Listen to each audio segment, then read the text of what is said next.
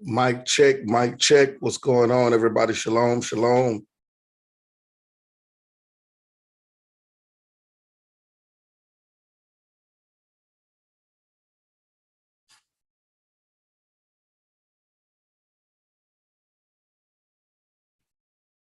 Mic check. Mic check, mic check. What's going on, everybody? Shalom, shalom.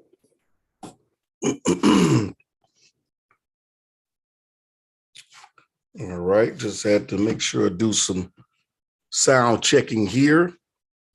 And hope everybody's doing well, man. Hope everybody's doing well. Shalom, shalom, shalom. Let me make sure that my video quality is good. And I know we are live on YouTube. And so shout out to everybody that's on. It's probably about 10 seconds or so behind, but I just wanted to just make sure that we're good. All right. We're going to get started here in just a second. We got brothers and sisters that are coming in. And so thank you all once again for all of your support. We have another awesome video for you guys on today where, you know, we want to set some things straight. All right. So welcome everybody on this God morning here. And shalom, shalom to you all the brothers and sisters who are here and watching. It's going to be good. It's going to be very, very good on today. If you have not seen part one of my Dr. Michael Brown video, I want to encourage you all to jump on sometime today and check out that video. Shalom to the brothers in the chat, Minister Casey Huey. Shalom to my brother, The Blood Still Works. Shalom to Yasun in the chat. Shalom to Apostle Curtis Lewis. Shalom to Malak Yasar Yahakanan. Shalom to you as well. As others continue to come in, I will definitely give them a greeting. I hope everyone is doing well. Hope everyone is doing well. If you are in the Atlanta area, definitely feel free, and you are looking to fellowship, you're looking for a place where you can grow, where you can learn, where you can receive information, history about the Messiah, about the gospel, about our culture, customs, and understand the Ruach, or the spirit behind why the Most High said what he said in his Torah. Feel free to hit us up at Boom Atlanta. We are located at 740 North Glynn Street. That is Suite F, as in Frank, Fayetteville, Georgia, 30214. If not, you can definitely feel free to drop us an email at BOOMCHURCH That's BOOMCHURCH, I as in Indiana, N as in Nancy, T as in Tom, INT at gmail.com. That's BOOMCHURCH, INT at gmail.com. You can also look on our website. That is www.boomchurchint.org. You can check that out, where you can email us if you're looking to be a part of our fellowship foundation, or if you're looking to be a part of a assembly plant. We have a lot of that going on. We're also located in several cities: Jacksonville, Florida. We're located in Akron, Ohio. We're located in Houston, Texas. We are also getting ready to plant in Louisville, Kentucky. We're also out in Richmond, Kentucky, as well as a couple of other locations. We're just also getting ready to launch in New Orleans, Louisiana. So we are definitely stretching out. But I want to be able to encourage all of you, if you have not seen part one of this video, definitely feel free to check it out. I strongly suggest you check out part one of this video. Shout out to Jason Campor. I hope I'm saying that correctly. Jason Campor. Shout out to Mr. Finn Ram Senior. Shout out to you as well, brother. Hope everybody's doing well. Everyone in the live chat, thank you all for sharing. Thank you all for liking. Come on, get our likes up. Y'all know how things work on Facebook. Sharing and liking doesn't cost you a thing. All right. So I'm not going to hold you guys long. We're going to get into it here. I know people will be coming in once the video gets started. I know it's kind of early for some people, but not for me. It's not early for me and many others who are on the East Coast, especially down south, whether you are in Atlanta or Florida. All right. So hallelujah to everyone that is jumping in and tuning in. All right. So what I want to talk about on today, I want to come back and do a part 2. This is part 2 to what I did in part 1. And this video is basically about these 2 videos consist of there have been over the past few years, and it has grown even stronger. There are statements that are made. I've been in this for quite some time. All right. Shout out to Jason, Philip, Macaulay, shalom, brother, as well to you. Shout out to you as well. Thank you for your support for jumping on this live stream.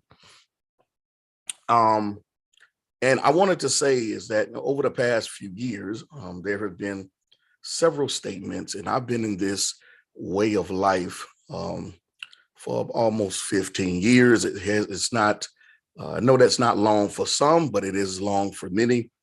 And I would like to say I've heard and seen some things that are surprising, some things that are not. And I want to say this is that I've heard many statements being made. I've been around. I was one of the very first ones to ever receive the label as being more dangerous than a camper. Okay.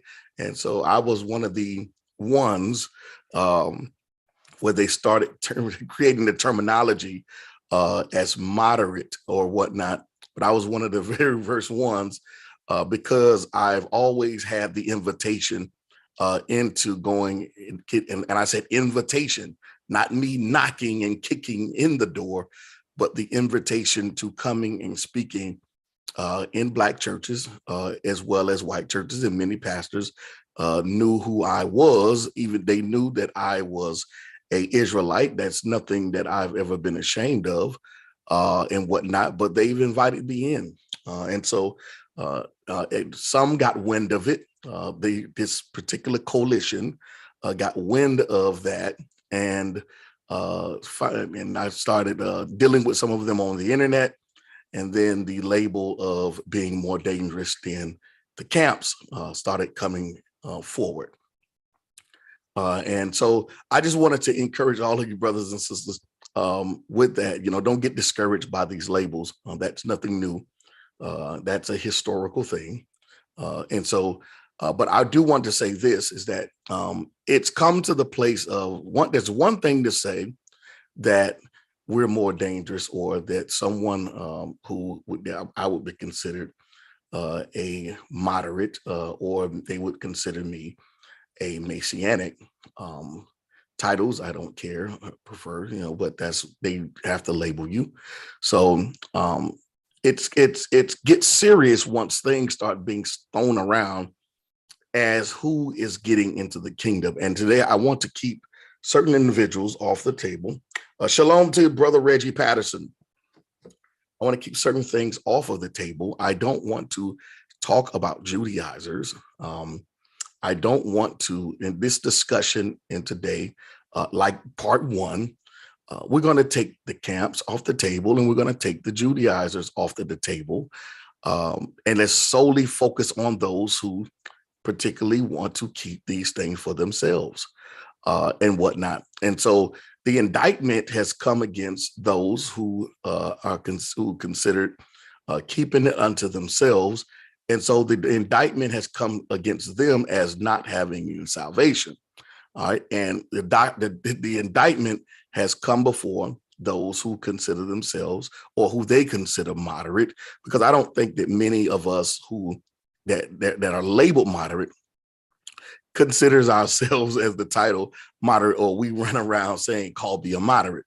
But again, you know, the label is what it is. I want to talk about that. Okay.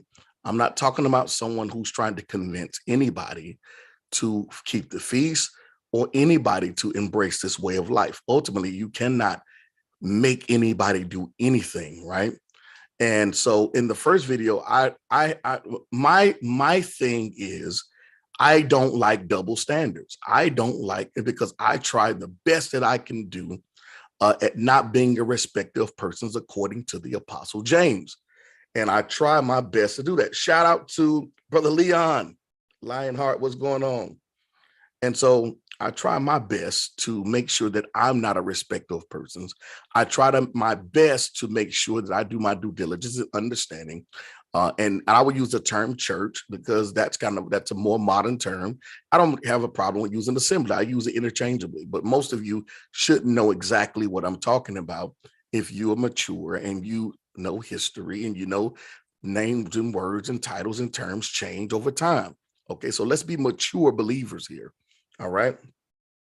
So the thing is that many people, right? Many people who consider themselves as following Mashiach, right? And they're keeping these feasts because they love him. They're keeping Shabbat. They're following the cultural and the customs in which it was given to Israel because those things were good. It was nothing bad about a Shabbat. It's nothing bad about the feast, even though contrary to popular belief of those who hold the position of authority and outnumber us, they seem to believe that that us keeping or examining or observing is a sign that we're trying to keep the law for salvation, as though we're excluding the Messiah as being the one that we keep it through. And that's not true. Okay. That is not true. And so someone has to say something versus just listening to people make these statements. And to me, it's also a form of fear mongering of trying to scare, Christians or whatnot. If you have to scare a Christian and they're not resolved in their faith, then that means somebody is doing a bad job, right, of explaining their faith and understanding the perspective of grace through faith alone. Even though we keep feast and all those things, the grace that has been given to us by Messiah and the faith in Messiah, all right, warrants us, those who identify as Israelites, or in the modern sense, Black Jews or Hebrew Israelites. Many people want to come against that, want to come against what we're doing. And so my thing is, I don't like double standards. So when we start talking about the church, because there's another term that is kind of going around that Israelites don't want to be a part of the church. And we saw in part one of the video with Michael Brown, it's not that Israelites don't want to be a part of the church. The church don't want to have Israelites a part of it. So in order to be a part of it, now I will say this to add some truth here of what's going on in the body, right? In our conversation, there are particular churches, white churches, who have what is called Jews for Jesus, right? They're part of their church. See, what I'm starting to see here is, now there's this conversation about skin doctrine, right? There's this conversation about, well, they just focus on skin color. They just focus on Black people. Now, everybody's not doing that, okay? Everybody's not doing that. But guess what? I'm starting to see skin police on the Christian side. Most of the white churches and the white pastors that I've encountered who are Christian have no problem with me being an Israelite. They have no problem with me keeping a feast day. They have no problem with me keeping Shabbat. They have no problem with me preaching and teaching in their congregations, whether it's me preaching the gospel or preaching history about who I am. No problem, white pastors. But I'm starting to see the skin police. And it's starting to be more so from the side of Black Christians who are leading the forefront, who are acting like Romans, centurion soldiers, and trying to make sure that Black people are afraid of other Black people, when in fact, Jews for Jesus have no problem with being in a Christian church. Why? Because if we're going to say, if the claim is going to be this is about the body of Christ, then why is there an issue with someone who believes in grace through faith? Why is there a problem with someone who believes in preaching the gospel? Why is there a problem with someone who believes in observing the feast days and keeping Shabbat, not trying to force it on anybody? But that means you're more dangerous. The indictment that is coming against brothers and sisters is that you say that, but what you're really trying to do is you're really trying to infiltrate. Now we're saying that we determine a person's heart before we even seen their actions. And this has to be based on a case-by-case basis if you're going to be truthful. And if you're going to be not a respecters of persons, then you must be able to make sure you do case by case. No different than I've preached this for years, even against some of my Israelite brothers. You can't turn around and just say all Christians. You haven't even met every Christian. But the problem is we have these Black Christians who are saying all Israelites are trying to be sneaky and creepy and trying to creep in unaware and all this. How are you trying to creep in unaware when you tell them what you believe and you tell them you believe you're an Israelite and all you're trying to do is have conversation? If I'm creeping in unaware means that I came in saying one thing but then I get in and try to do something else. That's not what brothers are saying. Again, don't try to spin it. I'm not talking about brothers that are camps, because here's the thing. Most brothers that are a part of camps, they're not trying to creep in unaware anyway. They're coming in trying to bust the pastor across the head. So we're not talking about camps. And we're not talking about those that identify brothers, talking about our Judaizers. Okay, so let's get into this, all right? Again, I don't want to be a respecter of persons. And so sometimes what you have to do is you have to expose the respecters of persons. And through that way, we can all come to a truth. It's not exposing folks for exposing. You have to learn to go after the doctrine or the information and not the particular person. Everybody wants to expose the particular people. I'm pretty sure that Paul knew who was doing what by name. And yet when you see in these letters he's writing, he's not mentioning people's names, even though he could. Some people he mentioned names. Some people he mentioned names like Demas and others, but that was very rare he mentioned names. Oftentimes, Paul would talk about the teaching and the doctrine. When it came down to dealing, you don't think that they knew who the certain men was who came down from Judea, those who were Judaizing. But when we read in the letters and the information and the history of what happened, you don't see their names mentioned. Why? Because the whole point of going to Jerusalem was about the doctrine, not about putting them on blast and exposing their name and exposing them and doing videos and all. No, just go against the teaching. That's it.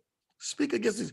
I can run a list of names here, but again, when you're mature in Christ, you talk about the issue. not the person. It's not about exposing the person for me. It's about talking about the issue. And the issue is you don't do that to white Jews. This is the issue. What we've been saying, no different than what white Jews say, who are Messianic, and yet they get no heat. Nobody, you're not saying anything about them. And then when a brother says it, then he's sneaky, he's being deceptive and all this other stuff. Now, this statement has been said that you can't keep feasts, you can't keep Shabbat, okay, for salvation, or you can't keep it and have salvation. All right. Now I'm going to play another video from Dr. Michael Brown and listen to what he says, because many of them have either had him on their show, has been on their show, or they've used him as a reference. So guess what? Why not use him as a reference for this particular reason too? Okay. So shout out to everybody that's in the chat. Shout out to everybody that's watching right now. I ran down a list of names already. So let's get into the video here.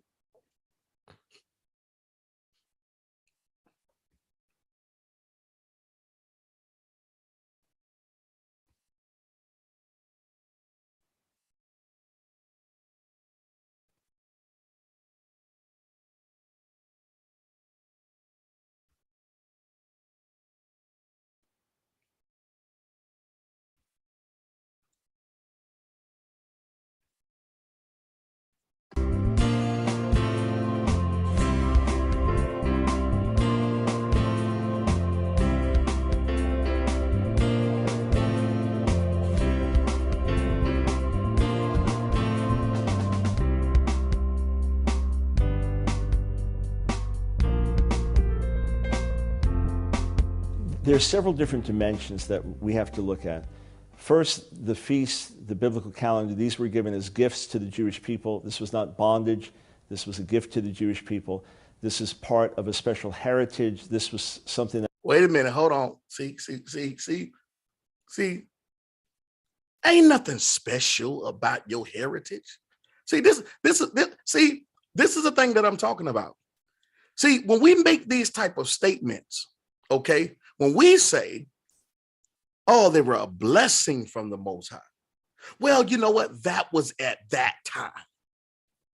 But if you're going to be a part of the global church, if you're a true Christian, then you can't say in the new covenant that the Shabbat is a blessing, that the feast days are a blessing. You can't say that, because Paul said, then they start running to Paul and start saying what Paul said, the very one who was keeping the doggone feast that they're saying is done away, or is obsolete, or is no good. I can't have salvation because I keep it, but Paul is okay to have it. This is the double standard that we're talking about, and the respective persons that we're talking about here. Now, let's go back. Listen to what he says again. This was a gift to the Jewish people. This is part of a special heritage. This was something. This is part of a special heritage.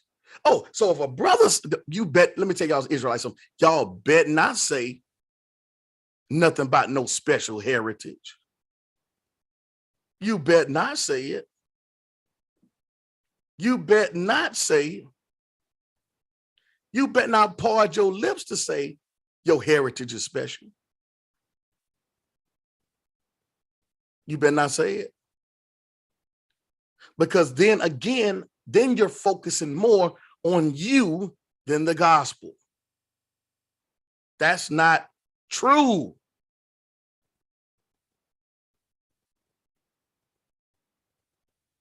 Let's keep moving.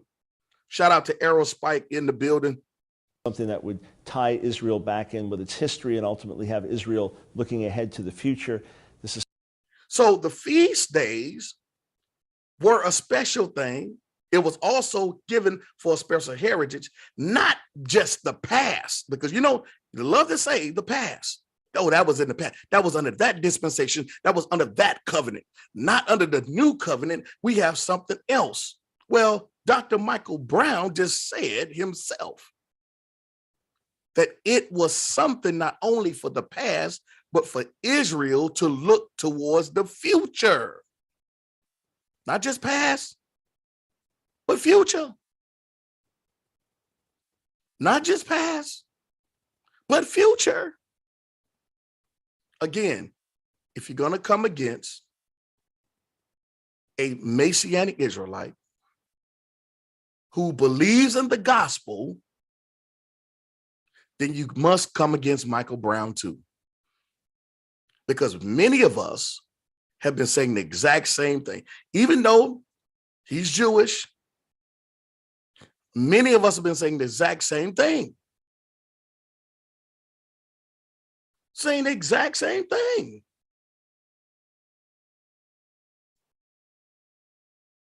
Saying the exact same thing. This is something that would help keep Israel be separate from the nations by having a distinct calendar. Wait a minute, hold on.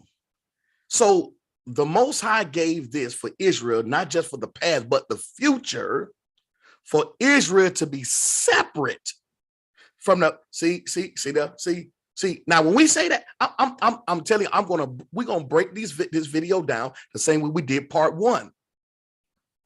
Michael Brown is still talking about Israel being special in the past and in the future. He's not excluding, we're not talking about excluding people here.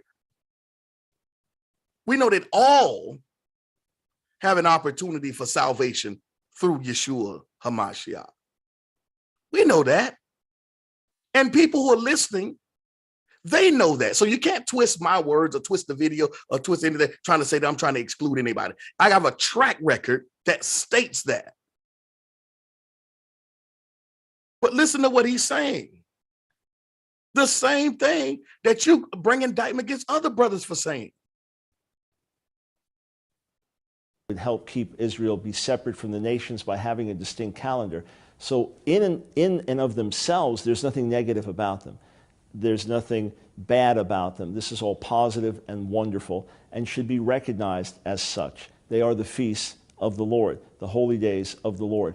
What God was against, and Isaiah 1 mentions it, Amos 5 you mentioned is against it, Jeremiah 6 and 7 have references against it as well, Micah 6, Hosea 6, there are different passages, Psalm 40, that would seem to indicate that God didn't want these anymore, that he was sick and tired of them. In the prophetic passages that I mentioned, what he was sick and tired of was hypocritical worship. The bingo. See, this is I want to speak to Israel right now, okay? I want to speak to you Israelite Black Jews right now. Y'all have to stop not receiving truth because of someone hue.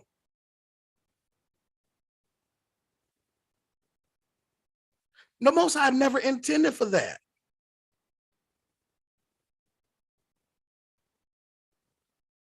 Y'all act like the only people that you can learn from and receive truth from is Black people. And some of us who we listening to is wrong as 2 left feet. There's nothing that this man said that was inaccurate. We have to mature and grow. We're repeating the same thing our forefathers repeated over and over because they look like you can receive from. That makes no sense. You don't know everything.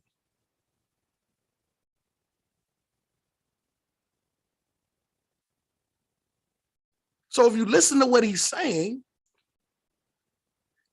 and don't get caught up in the terminology he's using, then you can grow and mature.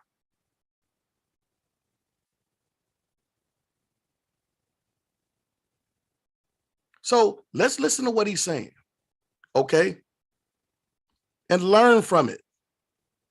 is that I mentioned, what he was sick and tired of was hypocritical worship. For example, in Isaiah 1, he says, I don't want you trampling my courts. He said, I don't want you lifting your hands in prayer because your hands are stained with blood. He said, I don't want your holy days, convocations. I don't want your Sabbaths. So the Most High did not say throw away the feast as they want to say. The Most High didn't say throw away the Shabbat because of what they say. The Most High didn't say throw away any of that. The scriptures is clear what the changing of the covenant means and what would take place.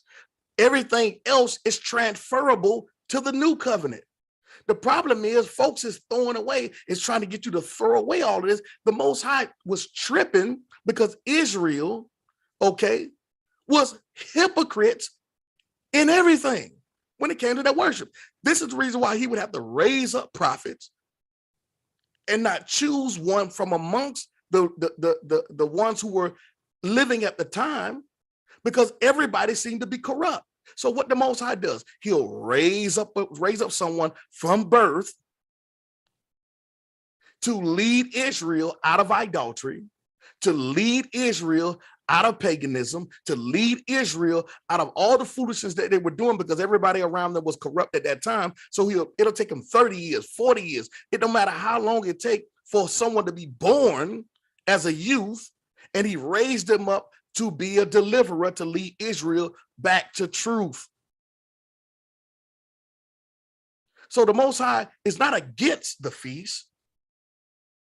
The Most High is not against the Shabbat. What he's against is hypocrites. There's nothing wrong with any of it. The issue is the people who are wrong, not the issue, not the law, not the feast, not the Shabbat, not the dietary. There's nothing wrong with that. Those things are good. It's the people, the hypocrites, is what he doesn't want and what he doesn't like. And that goes for Jew, Gentile, it don't matter.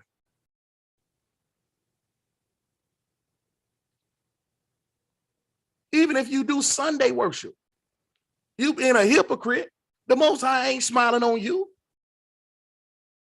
Come on now.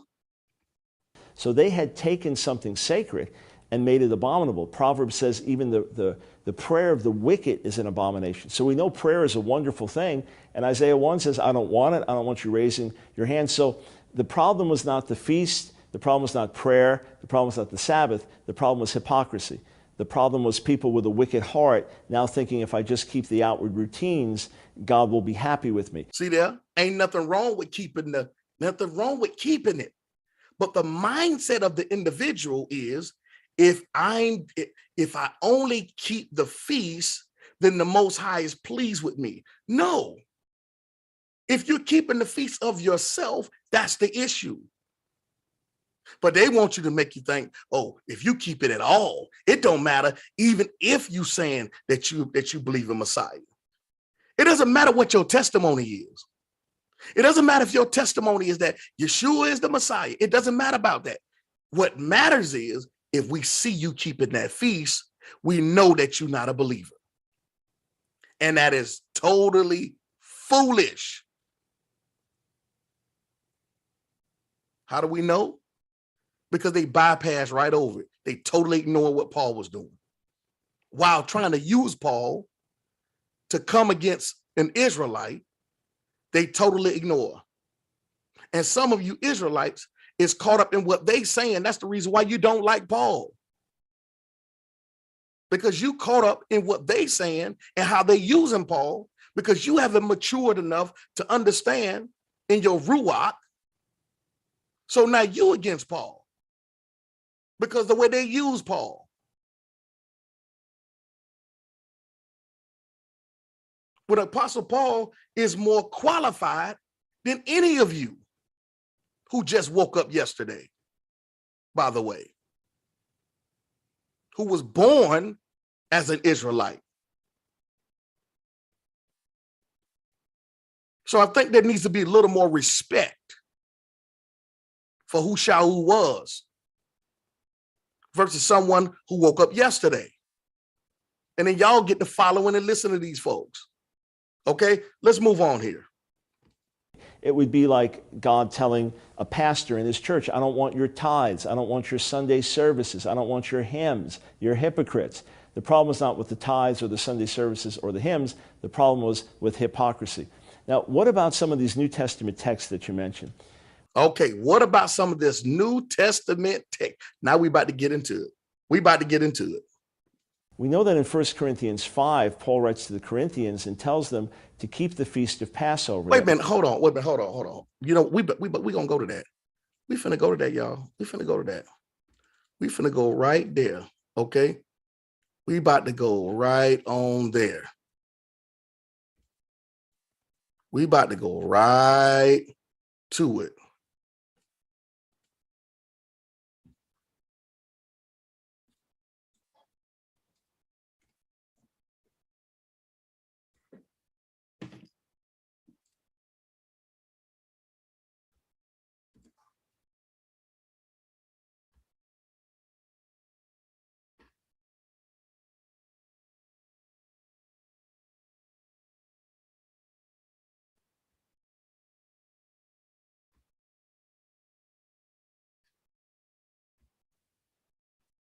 We about to go right to it. All right.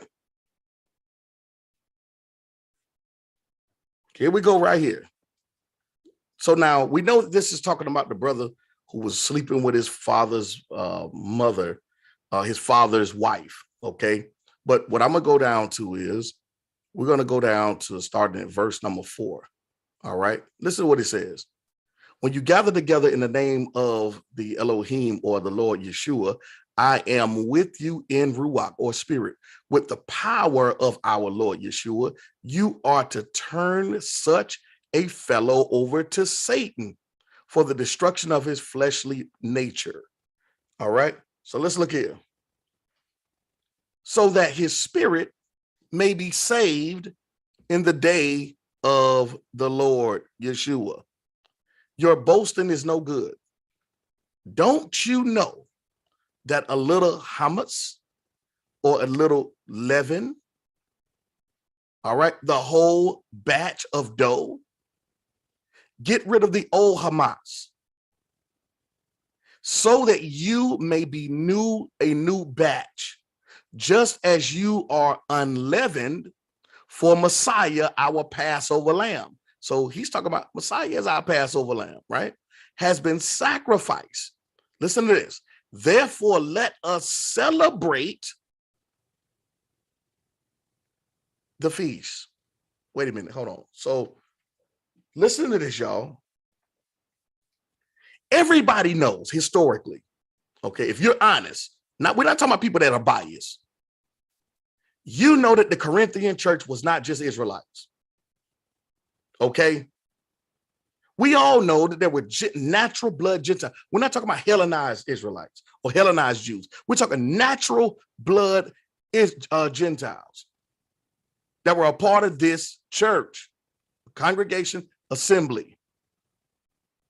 And Paul is writing a letter to the Corinthians, who was the most gifted of all the congregations. They had more spiritual gifts, but they still had problems. And a lot of their problems was sin, willful sin. But they were gifted. But Paul is telling the entire body to keep the Passover. Now you have other brothers talking about what Paul was talking. Paul would not tell he wasn't telling any church to keep the Passover. He was talking about communion. Come on out. Listen, y'all. We got to stop this, okay? We got to stop this stuff. You got Paul here telling a mixed congregation of Gentiles and Israelites. And he uses inclusive language.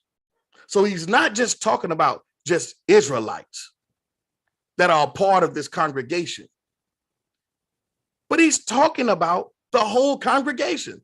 Let us keep it. Why? Because it was not out, it wasn't out of the way, or it wasn't rare for even Gentiles to keep the feast when they became a part of the body. It wasn't something that was forced, but there were those who were proselytes. But y'all say you're trying to Judaize. Well, I guess Paul is trying to Judaize too, because he's telling them to keep the feast. So it's what Gentiles, we're not supposed, Gentile, no Gentile is to keep that. You know, y'all not gonna make me, we're not trying to make you keep anything. These people are a part of the body. Now, let me ask you this question. Church, where are the Israelites in your congregation? Or have you scared them to the point to where they don't want to even say that they're Israelites? But this church in Corinth has Israelites and Gentiles. The Gentiles ain't afraid to be who they are, and the Israelites aren't either, because we're at the time now, the Gentiles have not outnumbered the Israelites. I can say that there's probably a balance here. But in today's time, where are they in your, you're saying, you Israelites don't want to be a part of the church. Well, what if we did come to the church? What do we have to do to stay? Well, you can't keep Shabbat, because then you're going to try to say we're legalistic. You can't keep the feast day, because then you're going to say we ain't saved. So we got to give up everything. We got to throw away all of our heritage, all of our customs, in order to be a part of your church. That is not even how things went in the early church. When Gentiles came a part of the church, in Acts 15, they were given instructions. They didn't demand them to do anything when it came down to totally being a proselyte. They didn't force proselytism on them. But the issue that we're dealing with in the modern day, if you even attempt to, they're going to mark you as a heretic. They're going to mark you as one. It doesn't even matter if you be a Coptic Christian. It doesn't matter if you don't tell nobody and you're just keeping it by yourself. Just you and your family. Y'all ain't talking. If the pastor or if the deacon or if anybody within the church find out that y'all keeping Passover at your house, even though you ain't invited nobody from the church, but they find out you doing it at your house, you getting thrown out of church. You're getting thrown out the church. You're going to get thrown out. So most Israelites who are in the Christian church, because there are plenty, because some live in areas where they don't have anywhere else to fellowship, so they fellowship at the church, but at home, they're crypto. They're crypto Christians, a part of the church, but at home, they keep in Shabbat, they keep in dietary, they keep in feast days. But I'm telling you now, especially majority of these, but now I don't want to say majority, especially plenty of these Black church leaders, if they find out, you're done. You're done. And they're going to make you a public display from the pulpit. Why? Because even now in the day and age in which we live, they're encouraged to do it by other Black church leaders, not white church leaders, but Black church leaders. And y'all know me. I love black people. I love all people, white people, I fellowship with all of them. That's why, see, one thing I understand about the body here, okay? Here's one thing I understand about the body. I fellowship with Christians. I fellowship with Jews. Even when we have feast days or conferences, because guess what? I understand what the first century church looked like. You read it in scripture. And so we welcome, hey, we have Christian pastors speak. We have Christian pastors speak at our Passover before.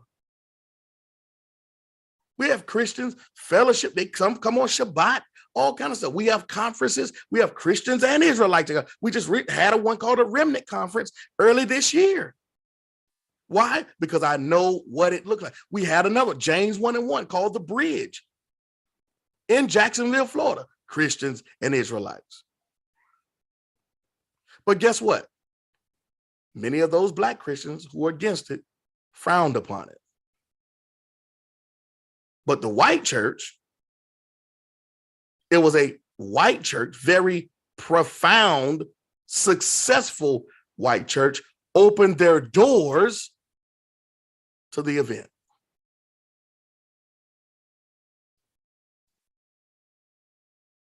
To the event.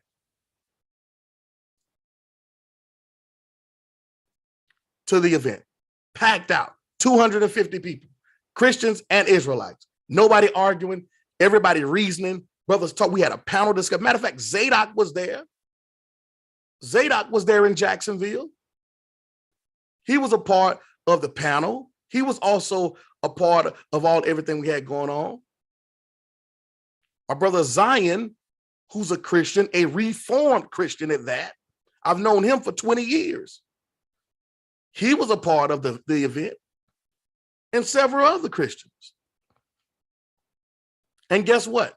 Afterwards, we all had a big feast together, laughing, talking, exchanging ideas, talking about scripture, talking about doctrine, all of these types of things. No arguing, no fussing.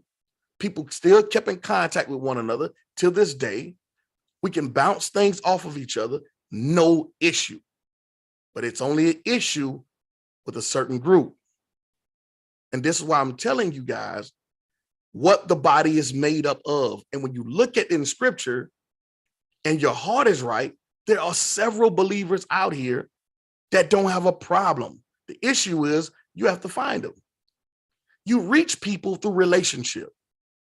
You have to have a relationship with people in order for people to start opening up themselves to have the conversation. The conversation is not about conversion. The conversation is about information and truth and being presented out there. Once you have the right heart and the right group of people, nobody is afraid to agree with anybody. When it's truth, nobody afraid to agree. Okay, so let's look at what it says here.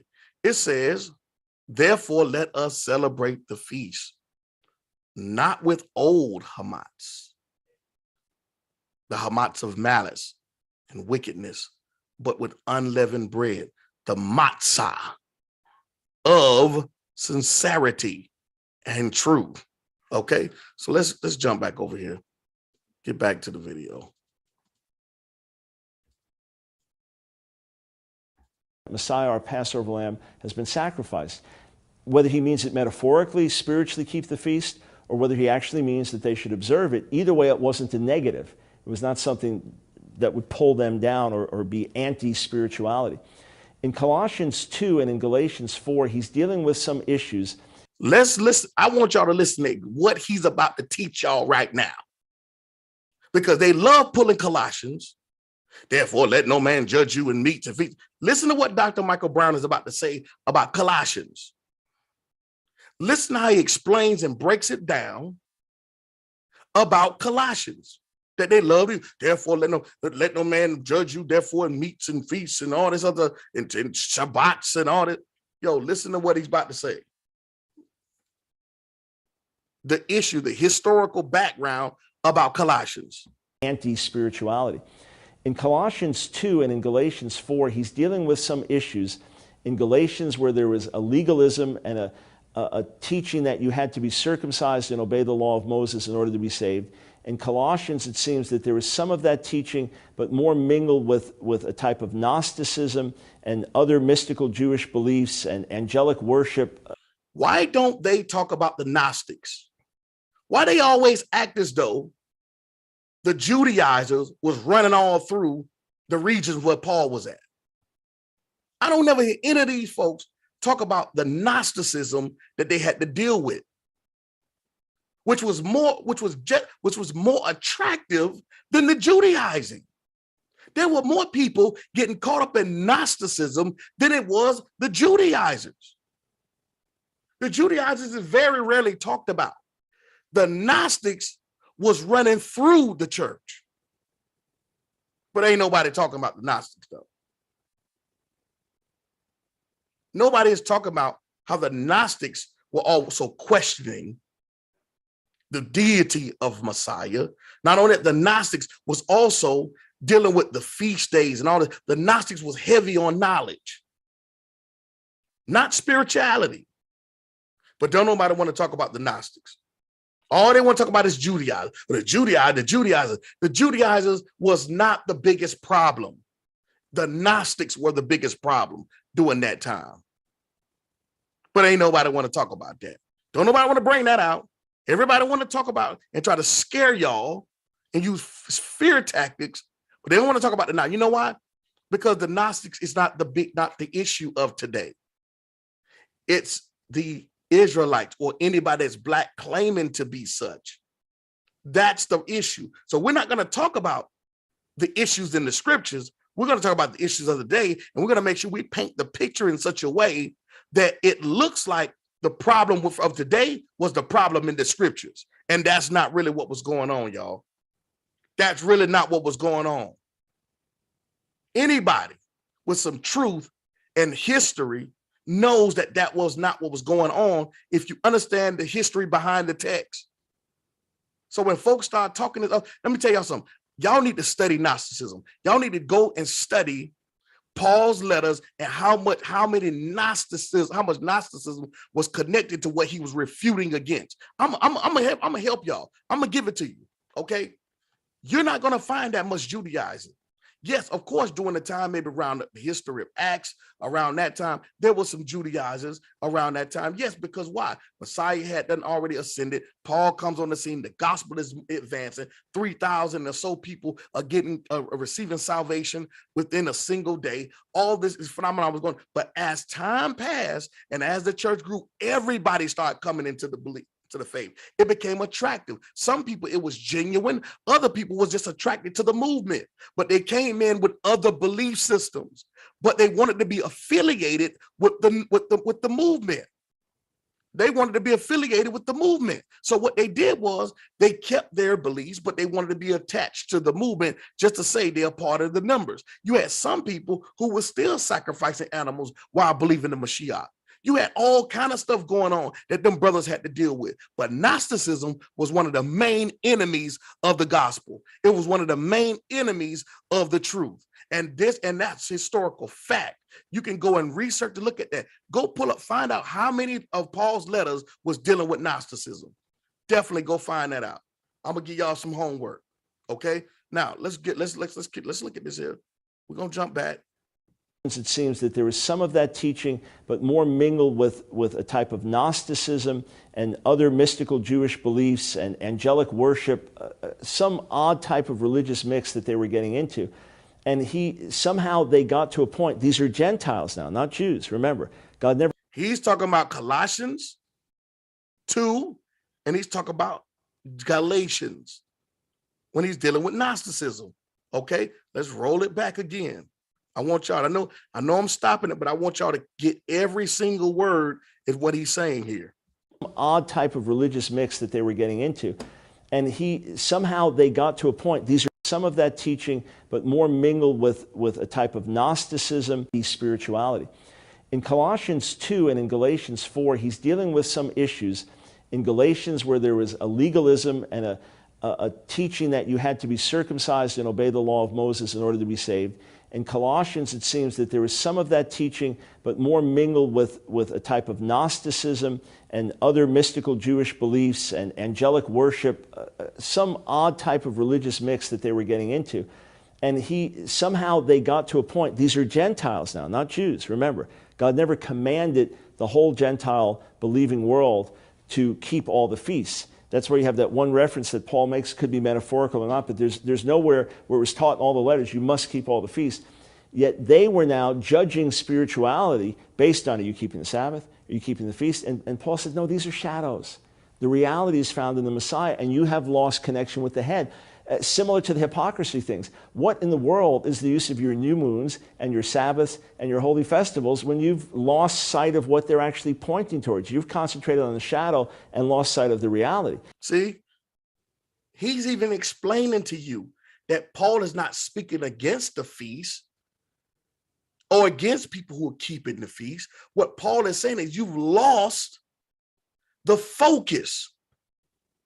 The focus is the Messiah. You've lost the focus. So the issue here is not that you're keeping it. They're trying to, in today's time, these folks is trying to make you think that because you're keeping it, that's your focus. No, your focus is Messiah. So therefore you keep it because of your focus on Messiah, not keeping it and Messiah, then Messiah. No, it's Messiah, then the feast. Why? Because if it all points to him, then that's the reason why you're observing it in honor of his fulfillment. But they don't want you to believe that. They want you scared. He doesn't forbid them from keeping these things, but he says your emphasis is wrong and you've gotten detached from the head. That is a problem I have seen with some believers that get so excited about the observance of days and new moons and feasts and festivals, they lose attachment with Jesus, Yeshua. They get so caught up with the shadow, they lose sight of the reality. And I've said this several times, especially those of y'all know that attend BOOM. I'm always talking about that we've even turned, and I'm not talking about BOOM, but I'm saying we as a nation have gotten so caught up in what we're going to wear to the feast, to where we forgot the whole point of the feast is not about us looking good, not about us dressing up, but us making sure that we keep the focus on Messiah. People are losing their minds, running around like it's crazy. They're so concerned about what they're wearing and not understand the point is Messiah. That's the reason why we keep the Passover and all the other feasts. That's the reason why we honor Day of Atonement, because of what he done for us.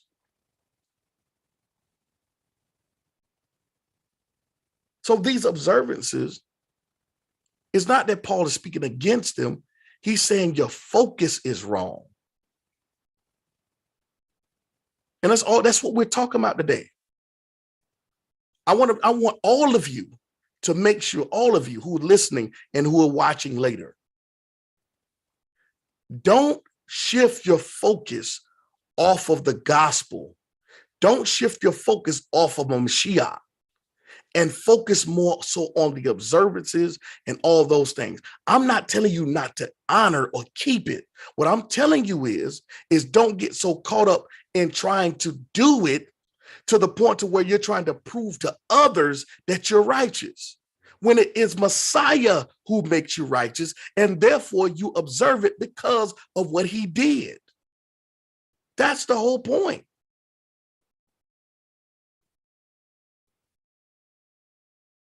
And if you've been contemplating, and those who are watching, if you believe that you're a Christian or you're a Gentile, and you might have been contemplating, hey, I'm a Gentile, but I want to observe it.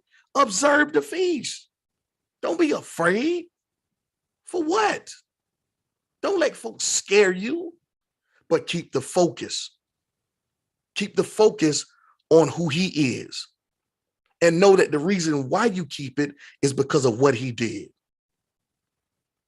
Don't get caught up in this madness, y'all. It's a distraction.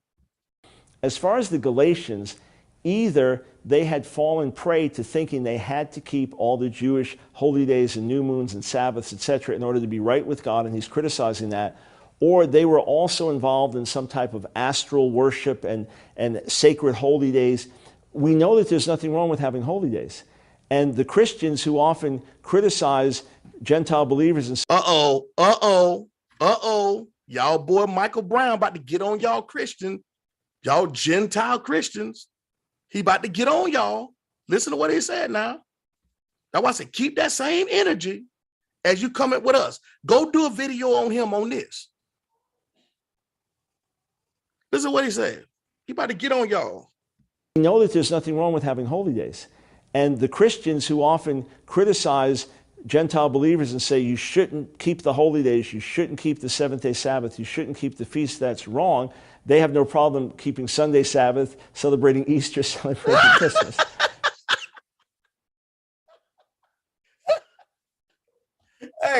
Hey, this y'all king, right? This y'all boy. He's even laughing about it. Dr. Michael Brown is even laughing about it. Yo, man, hold on, listen. I bet y'all ain't gonna play that video. Listen to what he said. To you critical Christians, okay? To you critical Christians, you fear mongers, okay? And I'm not talking about all of y'all, because some of y'all are good. Some of y'all are good peeps. All right, I got some good. Some of y'all brothers and sisters who are Christian. Some of y'all who get it. I'm talking about those of y'all who get it. Those of y'all who identify as Gentile or who just don't even get involved in trying to figure out about heritage or anything. Y'all focus on the gospel. Hey man, y'all my brothers and sisters. All right, I don't have no issue with any of y'all. But I'm talking about some of these other criticals. Okay, these critical Christians, man. All right. They want to give us labels. We're going to label them too. They critical Christians, man. Okay. Listen to what Michael Brown says. All right. Let me run it back again. Listen to what he says. Who often criticize Gentile believers and say you shouldn't keep the holy days, type of astral worship and sacred holy days. We know that there's nothing wrong with having holy days. And the Christians who often criticize Gentile believers and say you shouldn't keep the holy days, you shouldn't keep the seventh-day Sabbath, you shouldn't keep the feast, that's wrong. They have no problem keeping Sunday Sabbath, celebrating Easter, celebrating Christmas. So it's not wrong to say that these days are sacred for us in the Lord. It's wrong when either you judge spirituality based on that, it's wrong when you think I have to be right with God based on doing these things and I'm justified by doing them, or when you mingle in, as the Galatians may have, a wrong notion about the law with pagan practices as well. That's what Paul was dealing with. But the idea that it's wrong to keep the feast today, absolutely not. For Jewish believers, it's a way to connect back to their heritage, and it's a great way to teach family and to tell the larger Jewish community we are connected. For Gentile believers, as long as it's not done with bondage or an obligatory sense, it's a great way to tie back in with Jewish roots, to see the prophetic significance of the holy days, and even to tell the Jewish community, hey, we are part of you. We don't have a separate alien religion. Rather, this is what your faith is pointing towards. Hey, man. Hey, listen here, man. Let me tell y'all something. Don't make me keep going into the archive and pulling out Michael Brown and some of these other guys, man, who are Jews, all right? Especially y'all favorite. See, this is one of y'all favorite guys, you critical Christians. This is one of you favorite. This is one of your favorite guys. And again, there's several videos where he's speaking absolute truth doctrinally and historically and things like that. So I don't have no problem again with Michael Brown. He does what he does in the lane that he does it in. Okay, we all have our lane. But what I do want to say is don't make me go pull more videos, okay, of things that he's saying, and he's talking about different things when it comes down to the double standard that y'all try to hold against us Black Jews, us Hebrew Israelites, us Israelites, okay? All right, so it's funny. So shout out to all the Limbas, the Limba Jews. Shout out to all the Igbo Jews. All right, man. Shout out to the Sephardics. Shout out to all the Sephardic. Shout out to the Sephardic Council. Shout out to everyone. I almost missed the live. Boom Church Part 1 was excellent. Thank you for sharing these nuggets. Hey, thank you as well, Just Reese. Um, thank you for coming through and showing your support. I truly appreciate it. Can you post the link in the video? Aerospark, are you talking about the link to this video here that I just showed Michael Brown? If so, I will post both of the links as well to the first video. Part one, I'll post the links there to that video, and I'll also post the link to this video here as well for part two. I'll post both of those as well. I think I got what you're saying, Aerospike. I think that's what you're talking about. But what I want to do is too also, man. I want to kind of do a kind of sometime this week. I'm going to try to do a panel discussion based off of both of these videos. And I think we'll kind of, I'll throw it out there in the link and be able to, drop the link out there and come together and put together a panel. And we just discuss and just talk about, some of the key points, some of the things that we thought about, some of the things that he was saying and whatnot. So I'm all about that, man. And I think that we have to, as Israelites, we have to broaden our scope. And there's so much information out here, and there's a lot of people who are preaching truth, who are not against us, but many of just against some of the things that we do that's not beneficial to our nation as well as to the kingdom. So I'm going to try to get that. My schedule is crazy, but I'm going to try to get that done. I want to get that done and just kind of do a retake, but I will post a link to the video. There may be a part 3 to this. I'm not sure yet, depending on my schedule. But again, if you are looking for a congregation to fellowship with and be a part of, we are here in Atlanta, Georgia. We're in Jacksonville, Florida. We're in Houston, Texas. We are going to be in Louisville, Kentucky. We're going to be also in New Orleans, Louisiana. We are in, I'm trying to remember, I don't want to forget. We are in Richmond, Kentucky. We're in several locations. So if you want to be a part of that, or if you feel as though you want to be a part of our congregational plant in your city, feel free to email us at boomchurchint@gmail.com. If you already are a leader and you're a pastor, or you are leading a congregation, you just want to be a part of a community where you can learn, grow, and fellowship as well with the gospel, a gospel-centered Israelite community. Also email me as well, and we will be looking forward to that. What is Mr. Blacktastic saying? What my brother said. Let me see. Keep pulling them up because certain folks think Yeshua had 12.